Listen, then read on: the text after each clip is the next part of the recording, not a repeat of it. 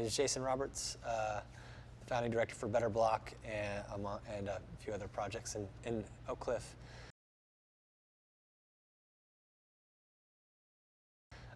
Moved here 20 years ago and grew up in the suburbs, Garland, kind of your classic working class suburb.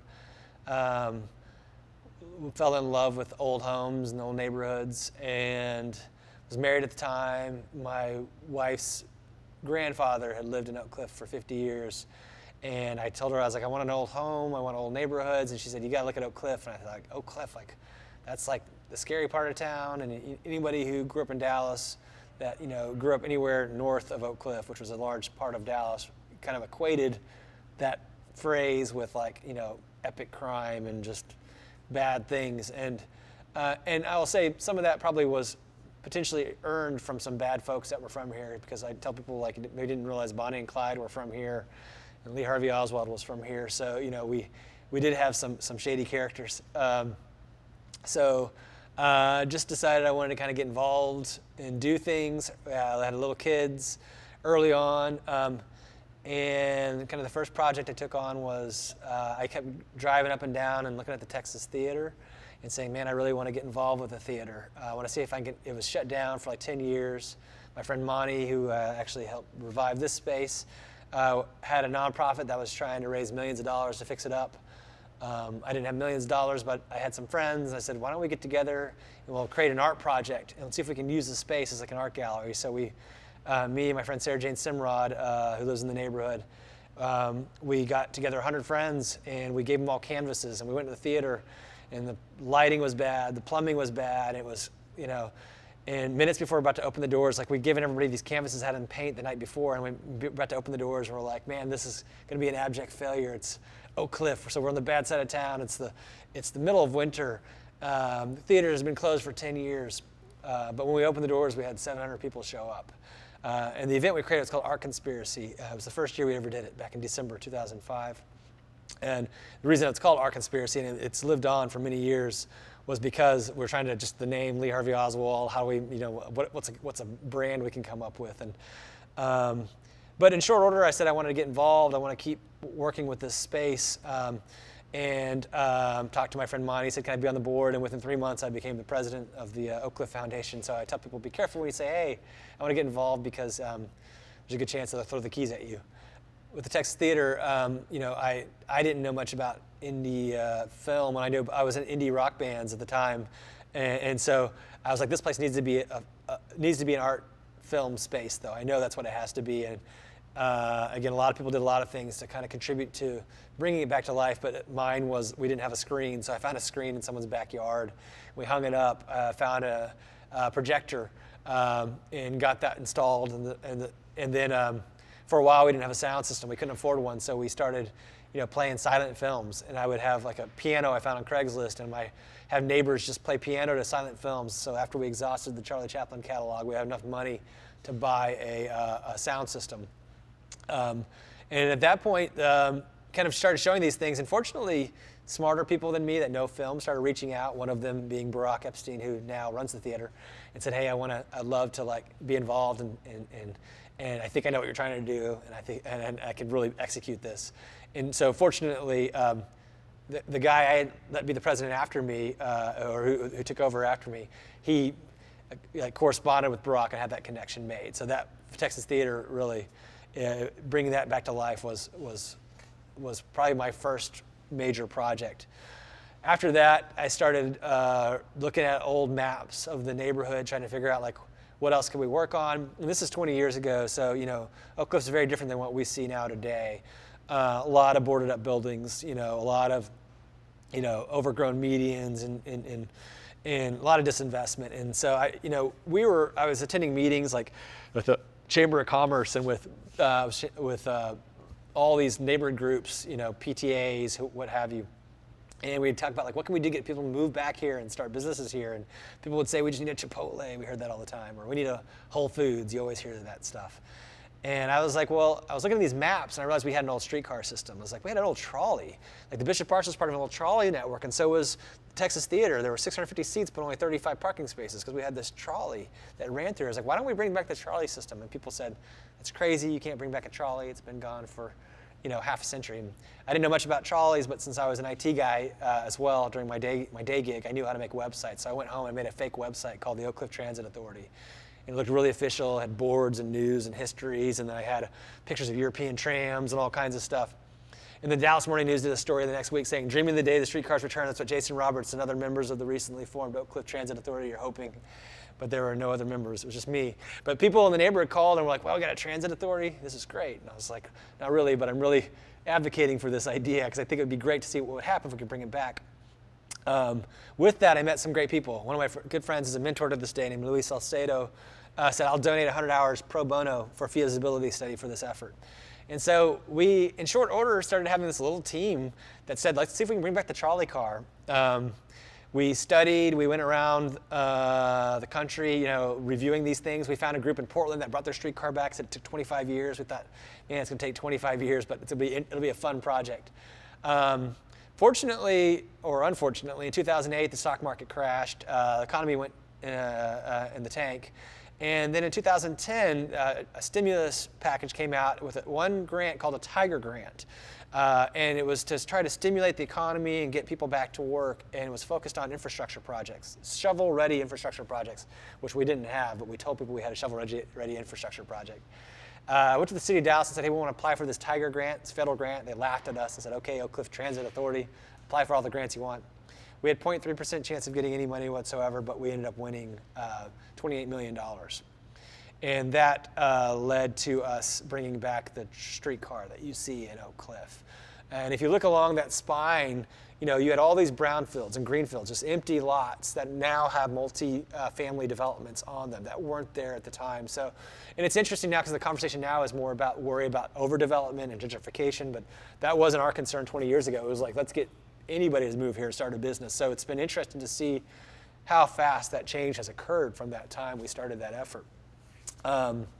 So then went on, with the Oak Cliff Transit Authority, worked on a bicycle project, started a group called Bike Friendly Oak Cliff with some friends, and started putting bike lanes illegally all over the city, especially over Oak Cliff.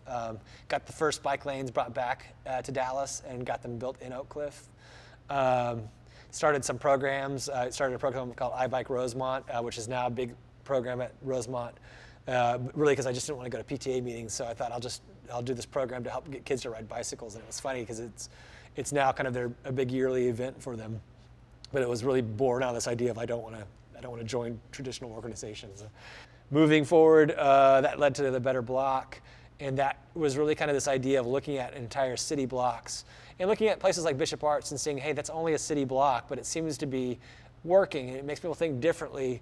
It's got all these small businesses here. It's supporting, the beautiful thing is you wake up in the morning, you look around Bishop Arts, you see all of the workers walking into the offices, or walking, the cooks and the chefs and the tailors and the flower, designers and things like that. It's a pretty beautiful thing to see it operating.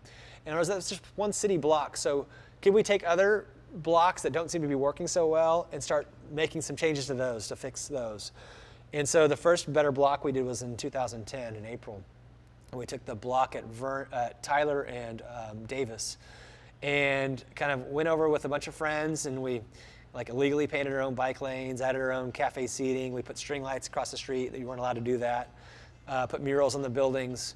And then we put all these businesses in the empty buildings that we wanted. So bookstores, pop-up coffee shops, pop-up flower shops. There was a bookstore, I'm sorry where, but pop-up flower shops, pop-up gift stores, spaces for our kids for art. And then we printed off all the laws and rules we were breaking, and we put them in the windows.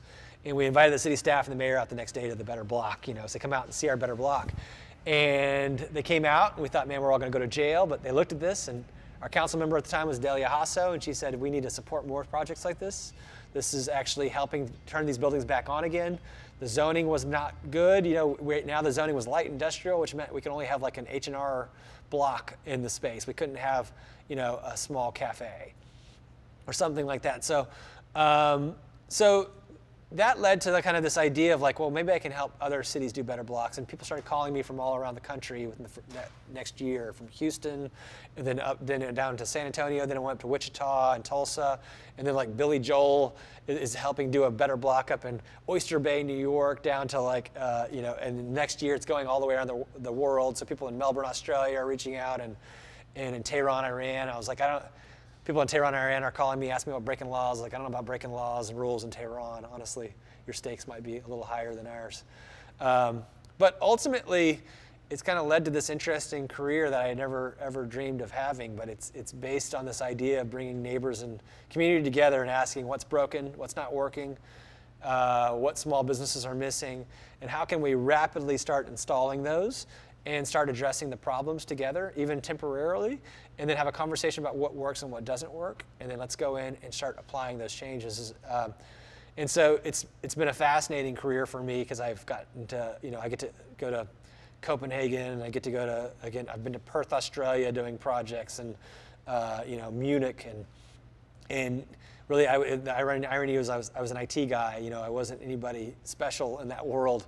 So, but that desire to actually make a better place, that I think exists for most people. And it started again here in Oak Cliff with the Texas Theater and with, wanting bike lanes so my kids would ride bikes to school and feel safer. And that's led to the little small businesses we've started. So Oddfellows started with part of the Better Block team. We got together. We started a restaurant 10 years ago in December. And then, more recently, we started AJJ Vagabonds, the outdoor retail store, and then got into Revelers Hall, which is our jazz venue. So it's, for me, it's been really special to kind of have the neighborhood be really where planted all of these seeds and these ideas. How does all this kind of fit together? The entrepreneurial kind of like linkage to all this. And it's interesting because I see all these things and they all do kind of fit together for me, because people like kind of look at like how you've got a Better Block and you've got a coffee roaster over here and you've got Revelers Hall or Vagabonds. And for me, they're all kind of rooted in this idea of like, taking the things that are special about our neighborhood and just giving them a platform and a stage. So when we started AJJ Vagabonds, it was like, people don't think of Dallas as an outdoor space, but they think of Austin that way. They think of New Orleans that way. And those places, they're like, Dallas is too hot. We're like, well, it's hot in these cities, but like we have natural, beautiful rivers, and we have the largest urban hardwood forest in the country.